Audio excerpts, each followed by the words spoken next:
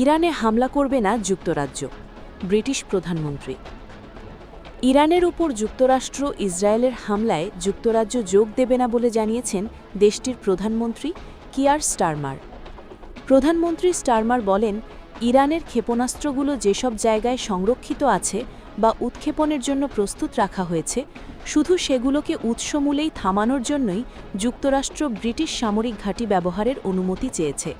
তিনি বলেন, ইরান যেন অঞ্চল জুড়ে ক্ষেপণাস্ত্র নিক্ষেপ করে বেসামরিক মানুষকে হত্যা করতে না পারে, সেই লক্ষ্যেই তিনি যুক্তরাষ্ট্র ইসরায়েলের অনুরোধে সম্মতি দিয়েছেন। তবে তিনি জোর দিয়ে বলেছেন, যুক্তরাজ্য যুক্তরাষ্ট্র ও ইসরায়েলের সঙ্গে হামলায় অংশ নেবে না। তিনি আরও জানান, ইরানের ক্ষেপণাস্ত্র নিক্ষেপ ক্ষমতা রোধ করতেই যুক্তরাষ্ট্রকে ঘাঁটি ব্যবহারের অনুমতি দিতে ফ্রান্স, জার্মানিও প্রস্তুত আছে। প্রিয় দর্শক, বিষয়টি নিয়ে আপনার মূল্যবান মন্তব্যটি কমেন্ট করতে ভুলবেন না।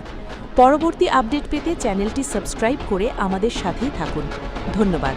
এসকে টিভি বাংলা, সাথেই থাকুন।